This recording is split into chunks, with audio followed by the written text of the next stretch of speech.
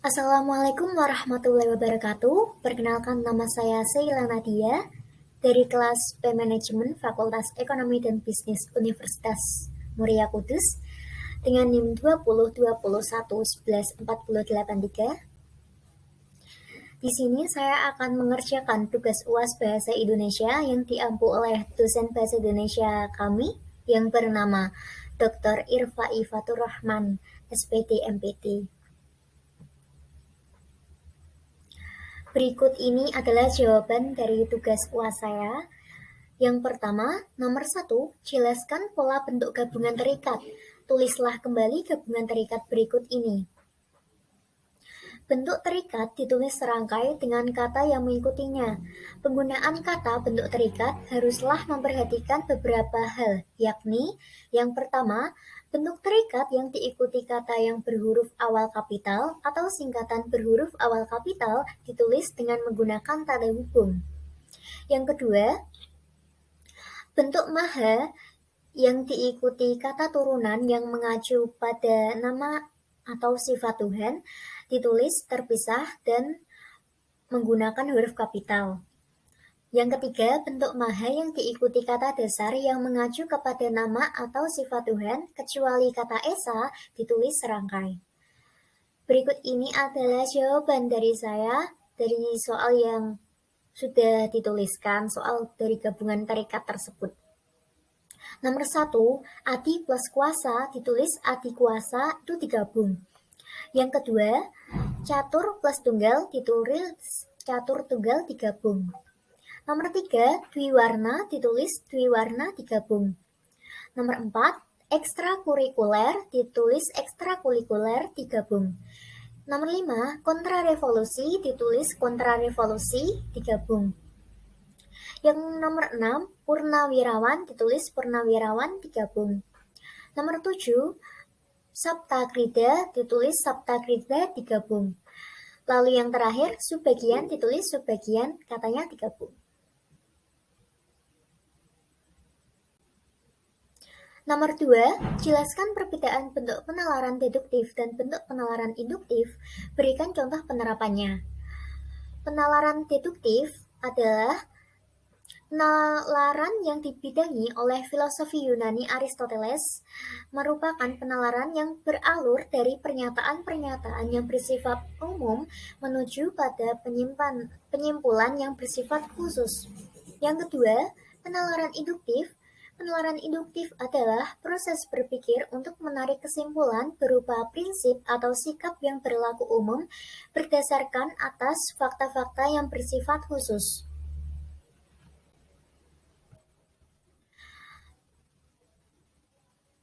Contoh penalaran deduktif dan bentuk penalaran induktif. Ini contoh penerapannya ya. Untuk penalaran deduktif itu ada bentuknya yaitu silogisme. Silogisme adalah suatu proses penarikan kesimpulan secara deduktif. Silogisme disusun dari dua proporsi.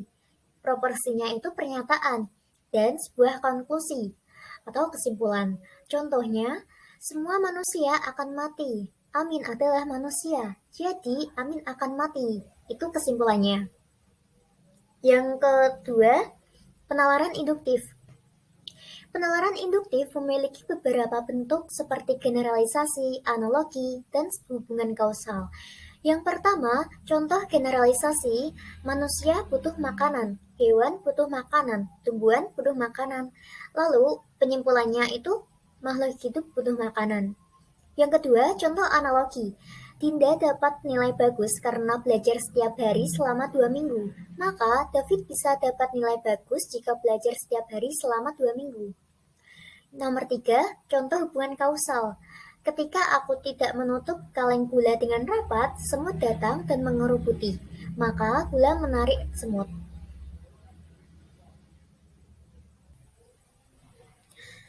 Nomor 3, jelaskan dan berikan contoh transkripsi dan transliterasi. Yang pertama, transkripsi. Transkripsi adalah pengalihan tuturan yang berwujud bunyi ke dalam bentuk tulisan, penulisan kata, kalimat, atau teks dengan menggunakan lambang-lambang bunyi. Mantra yang diucapkan seseorang dan kemudian ditranskripsikan ke dalam bentuk lantar atau kitab atau dalam bentuk tertulis lainnya. Berikut adalah contoh jangjawokan hasil penelitian Wiwi Kartiwi.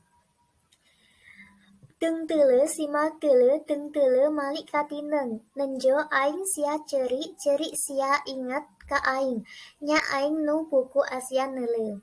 Itu bunyi dari transkripsi. Penulisannya seperti itu ya. Lalu yang kedua, transliterasi.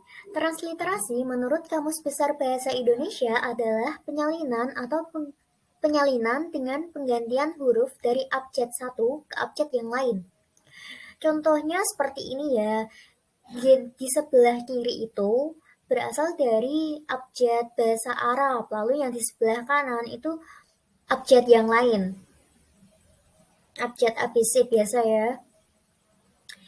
Contohnya yang pertama wahwa khair ar-rozikin. Nah, penulisannya kalau di abjad itu seperti itu, kalau di bahasa Arab seperti itu. Yang kedua, zakat mal ditulis seperti itu, zakat mal, zakat al-mal. Lalu yang ketiga, surat al-nisa ditulis surat al-nisa.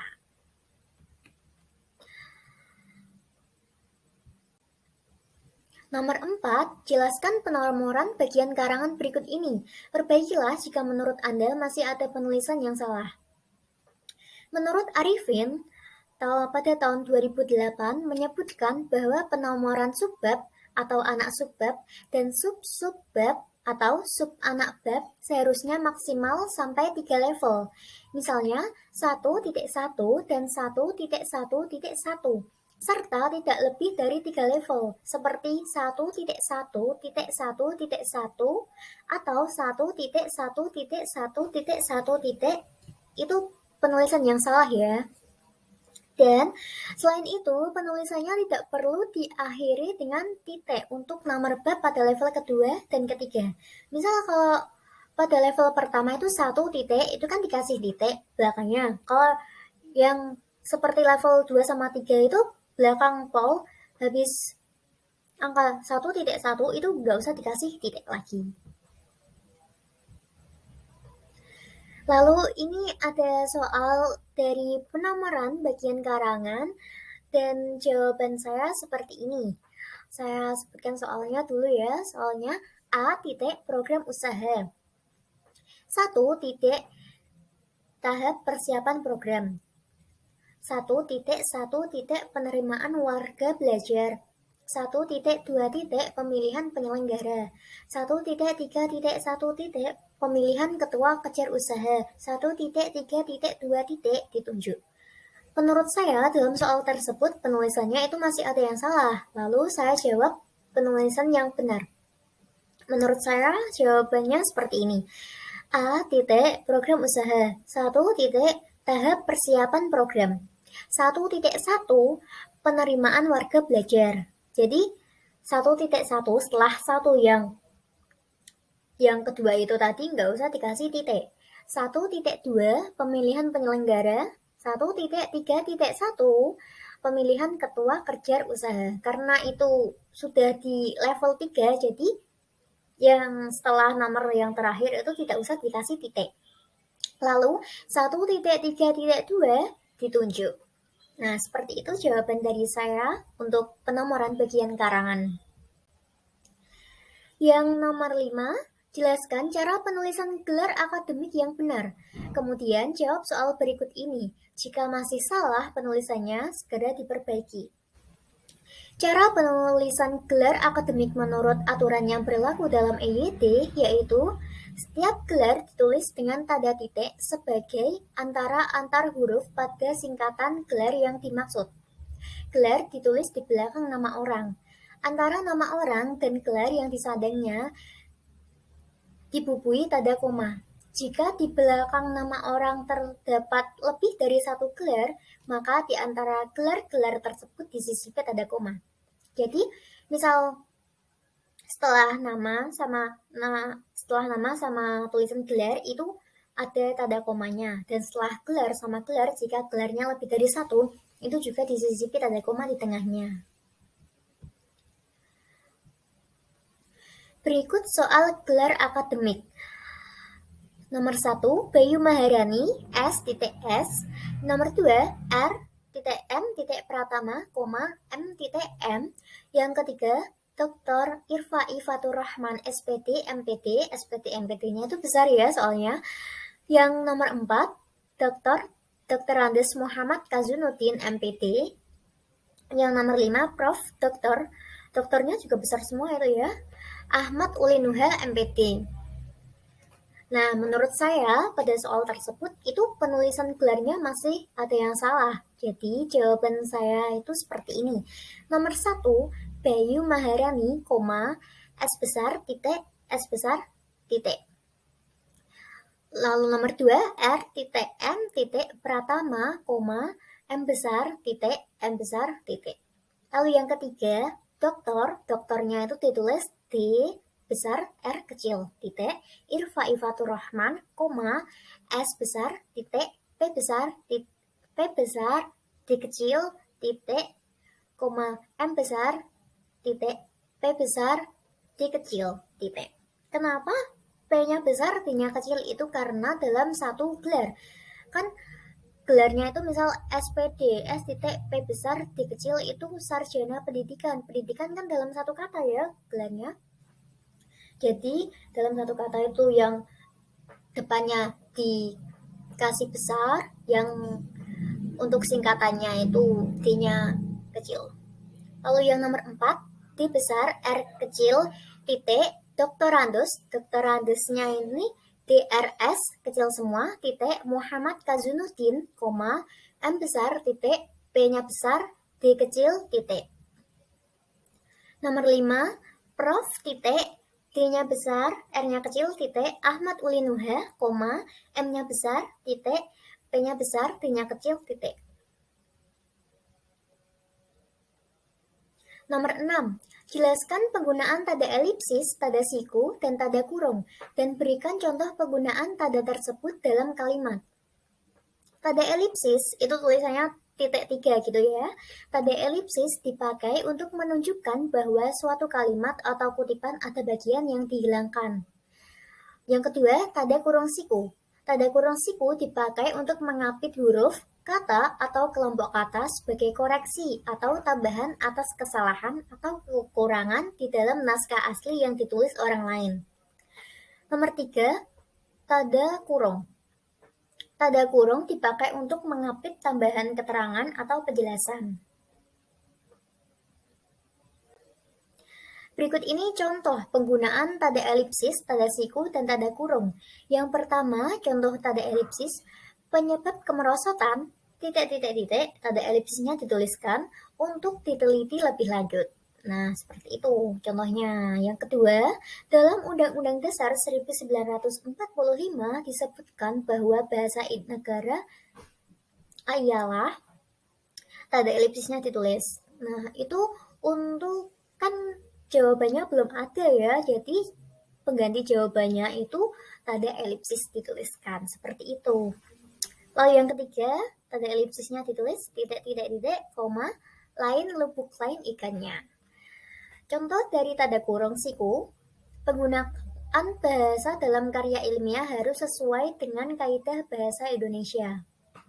Nah, cara bacanya kan ditambahi dengan kata dengan itu tadi ditulis dalam tanda kurung siku.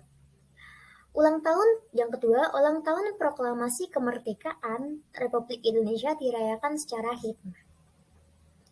Nomor 3, tanda kurung. Contohnya, dia memperpanjang surat izin mengemudi. Nah, ditanda kurungin SIM.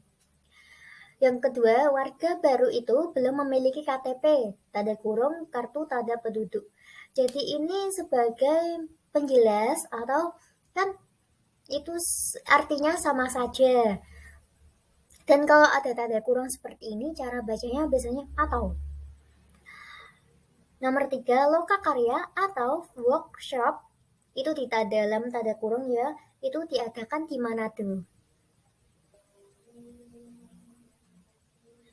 Nomor 7, jelaskan cara penalaran induktif meliputi generalisasi, analogi, dan hubungan sebab akibat atau kausal.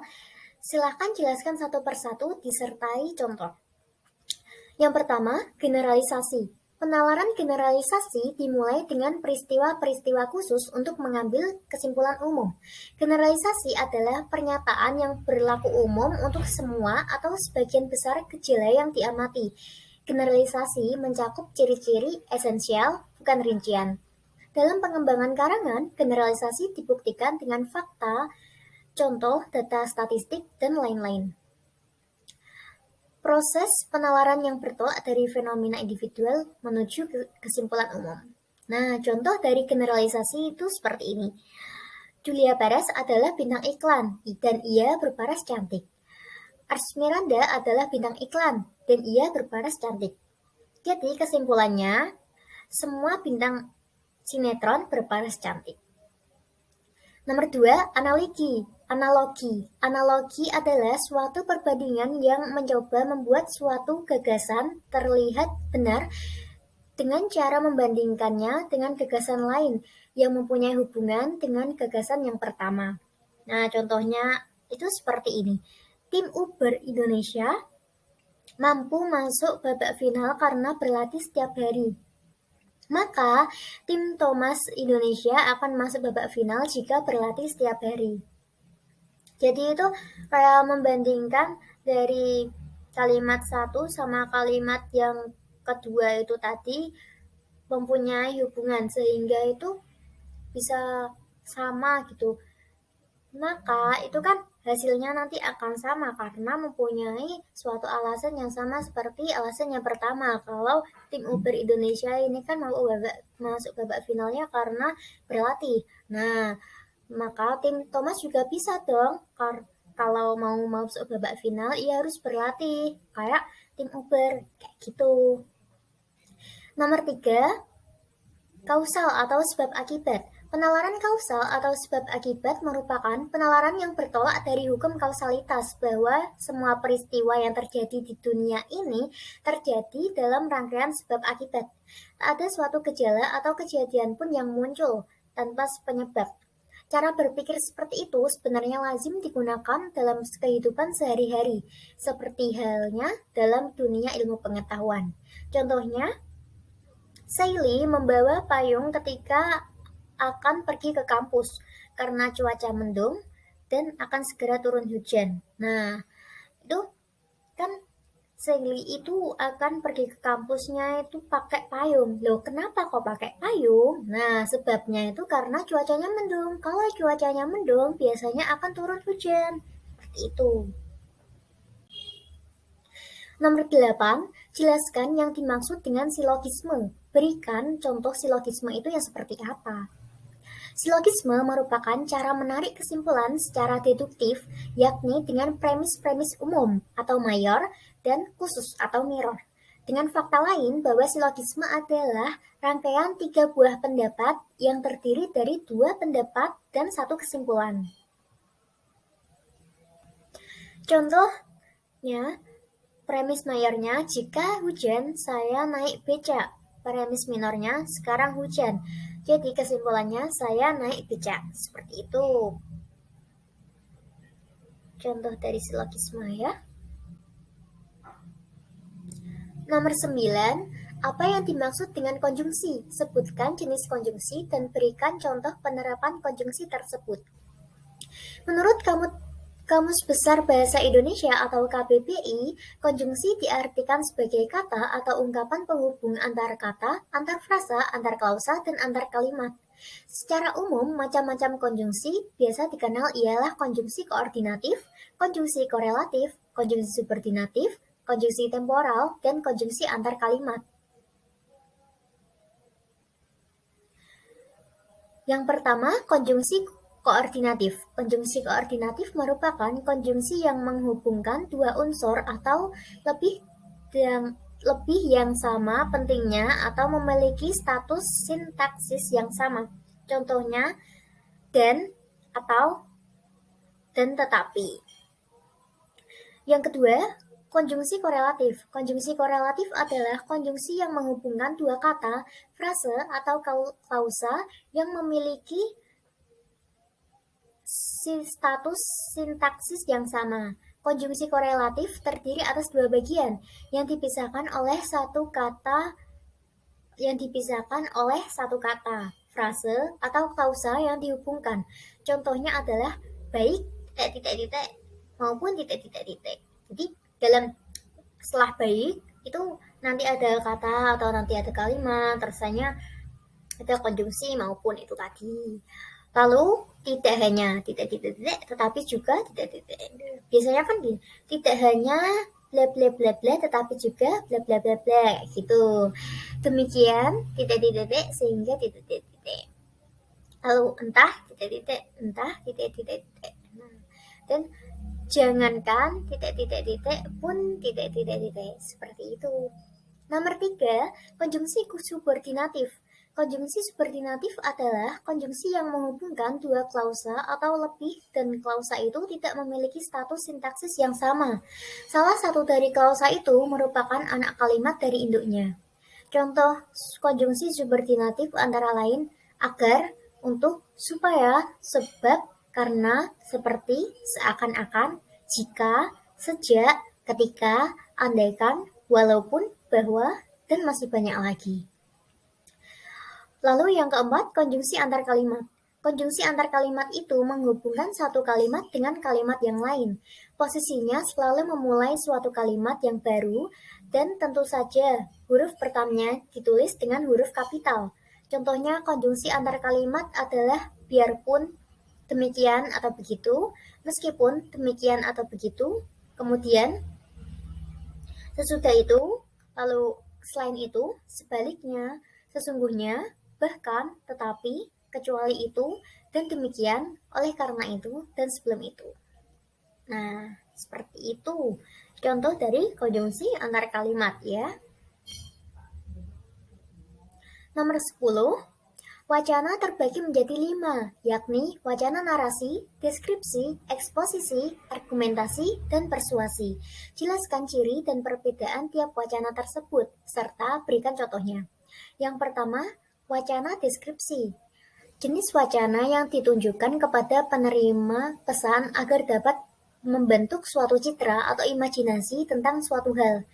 Karangan ini berisi gambaran mengenai suatu hal atau keadaan, sehingga pembaca itu seolah-olah melihat, mendengar, atau merasakan hal yang tersebut. Dari deskripsi, wacana deskripsi itu berarti pembaca itu bisa seolah-olah melihat, mendengar, merasakan dari cuma teks seperti ini ya. Ciri-ciri dari wacana deskripsi. Yang pertama, penggambaran tersebut dilakukan sejelas-jelasnya dengan melibatkan kesan indera. Yang kedua, membuat pembaca atau pendengar merasakan sendiri atau mengalami sendiri. Yang ketiga, ditandai dengan penggunaan kata-kata atau ungkapan detail atau terperinci. Yang keempat, digunakan kata-kata yang bersifat evaluatif, yang terlalu abstrak. Lalu yang terakhir, ciri-cirinya umumnya menggunakan kata-kata yang bersifat objektif dan menggambarkan dan menggambarkan isi dari wacana tersebut. Contoh dari teks wacana deskripsi, SMA Negeri 1 Kota Sukabumi merupakan SMA tertua di Kota Sukabumi. SMA Negeri 1 Sukabumi lahir pada bulan Oktober 1961. SMA Negeri 1 mempunyai jumlah murid kurang lebih 1.500 siswa dan mempunyai 4 lapangan, yaitu lapangan basket, lapangan voli, lapangan sepak bola, dan lapangan badminton. Luas semansa kurang lebih 3 hektar dan memiliki 37 kelas serta 71 guru mata pelajaran. Semansa juga memiliki kantin yang begitu banyak. Jadi dari wacana deskripsi ini tadi kita itu bisa membayangkan kalau SMA Negeri Sukabumi itu punya murid yang banyak, punya murid 1.500. Jadi kan banyak banget. Jadi kita bisa membayangkan seberapa banyaknya. Punya 4 lapangan. Nah, kita juga bisa membayangkan kan kalau wah, ternyata SMA negeri satu kota Sukabumi ini besar ya, karena mempunyai 4 lapangan loh. Juga dijelaskan kurang lebih ini luasnya 3 hektar. Wah, luas banget ya ternyata. Jadi kita itu bisa membayangkan seperti itu tujuan dari deskripsi, wacana deskripsinya. Yang kedua, wacana eksposisi. Wacana eksposisi merupakan jenis wacana untuk menerangkan sesuatu hal kepada penerima atau pembaca agar yang bersangkutan memahaminya. Wacana ini isinya ditulis dengan tujuan untuk menjelaskan atau memberikan pengertian dengan gaya penulisan yang singkat, akurat, dan padat. Poin-poin penting dalam wacana eksposisi. Yang pertama, data faktual, yaitu suatu kondisi yang benar-benar terjadi, ada, dan dapat bersifat historis tentang bagaimana suatu alat bekerja, bagaimana suatu peristiwa terjadi, dan sebagainya. Yang kedua, suatu analisis atau penafsiran objektif terhadap seperangkat fakta. Yang ketiga, fakta tentang seseorang yang berpegang teguh pada suatu pendirian. Contoh dari teks eksposisi ini berikut. Jatuhnya pesawat berkapasitas 266 penumpang Airbus A300-600 merupakan peristiwa kedua bagi American Airlines. Beberapa detik lepas landas dari Bandar Udara Internasional O'Hare, Chicago, tiba-tiba mesin kiri lepas dari duduknya. Pilot tidak bisa mengendalikan pesawat akibat keseimbangan pesawat mendadak berubah dengan jatuhnya mesin berbobot sekitar 5 ton. Pesawat mendarat dan menghujam tempat parkir keadaan 31 detik kemudian, dan 271 penumpang plus awak tewas ketika. Kecelakaan lain menyangkut mesin copot dialami oleh pesawat kargo El Al milik Flag Carrier Israel pada tanggal 4 Oktober 1992. Mesin nomor 4 atau yang paling ujung pada sayap kanan tiba-tiba lepas akibat dua fase pin atau baut kedudukan mesin itu lepas. Disusul kemudian oleh mesin nomor 3 mendadak kehilangan dua mesin. Pilot tidak dapat mengendalikan pesawat dan menabrak gedung bertingkat di Amsterdam, Belanda. 4 awak tewas, berikut 47 penghuni flight yang ditabrak. Seperti itu wacana eksposisi, itu isinya adalah data faktual ya, jadi dalam teks eksposisi yang dituliskan itu tidak boleh data fiksi, harus data atau berita yang benar-benar terjadi. Dan dalam teks eksposisi itu tadi juga dituliskan adalah penafsiran seperangkat fakta. Faktanya itu seperti ini, tadi ada pesawatnya jatuh dan rincian-rinciannya seperti itu. Nomor 3, wacana argumentasi. Wacana argumentasi merupakan jenis wacana yang berusaha mempengaruhi pembaca atau pendengar agar menerima pernyataan yang dipertahankan, baik yang didasarkan pertimbangan logis maupun emosional. Sebuah wacana dikategorikan wacana argumentasi apabila bertolak dari tanya isu yang sifatnya kontroversi antara penutur dan mitra tutur. Pengembangan kerangka karangan argumentasi dapat berpola sebab-akibat, akibat-sebab, atau pola pemecahan masalah. Contohnya, wacana argumentasi, akibat pengembangan perekonomian dan pertambahan jumlah penduduk, konsumsi energi di dalam negeri juga meningkat. Kebutuhan gas di Pulau Jawa pada tahun 2002 sebanyak 943 juta kaki kubik per hari. Pada tahun 2005 meningkat menjadi 1,136 mmfd. mmfd itu jumlah kaki kubik per hari. Pada tahun 2010, kebutuhan gas di Pulau Jawa diperkirakan 2.252 juta kaki kubik per hari, dan tahun 2015 banyak 3.441 mmcfd atau jumlah kaki kubik per hari. Yang nomor 4, wacana persuasi. Wacana persuasi merupakan wacana yang bertujuan memengaruhi mitra tutur untuk melakukan tindakan sesuai yang diharapkan penuturnya. Terkadang wacana persuasi menggunakan alasan yang tidak rasional, misalnya iklan atau rayuan. Jadi contoh dari Wacana persuasi itu seperti kalimat-kalimat iklan yang biasanya diiklankan di TV, koran, majalah, radio, YouTube, seperti itu ya. Nomor 5, wacana narasi. Wacana narasi merupakan jenis wacana yang berisi berita. Wacana ini menceritakan sebuah kejadian secara berurutan berdasarkan waktu kejadian, atau bisa juga tidak berurutan, tapi alurnya ke sana kemari. Narasi dibangun oleh sebuah alur cerita. Alur ini tidak akan menarik jika tidak ada konflik. Selain alur cerita, konflik dan susunan kronologis, ciri-ciri narasi lebih lengkap lagi diungkapkan oleh Atarsmi sebagai berikut. Yang pertama, berupa cerita tentang peristiwa atau pengalaman penulis. Yang kedua, kejadian atau peristiwa yang disampaikan berupa peristiwa yang benar-benar terjadi, dapat berupa semata-mata imajinasi atau gabungan keduanya. Contohnya, kegiatan di sekolahku demikian padatnya. Setiap hari aku masuk pukul 7. Agar tidak terlambat, aku selalu bangun pada pukul setengah 5. Setelah mandi, aku pun sholat subuh. Kemudian, aku segera menggunakan seragam sekolah. Tak lupa, aku lihat-lihat lagi buku yang harus aku bawa. Ya, sekedar mengecek apakah buku-buku yang aku bawa sudah sesuai dengan jadwal pelajaran hari itu. Selanjutnya, aku makan pagi. Lalu, kira-kira pukul 6, aku berangkat ke sekolah. Seperti biasanya, aku ke sekolah naik angkutan umum. Jarak rumah dengan sekolahku tidak jauh, sekitar 6 kilometer. Aku memang membiasakan berangkat pagi-pagi. Maklum, angkutan kota sering berhenti lama untuk mencari penumpang. Jika aku berangkat agak siang, wah, bisa terlambat sampai sekolah. Nah, seperti itu tadi contoh dari wacana narasi. Baik, sekian jawaban UAS Bahasa Indonesia dari saya. Kurang lebihnya saya mohon maaf. Jika ada tutur kata yang salah, mohon dimaafkan. Wassalamualaikum warahmatullahi wabarakatuh.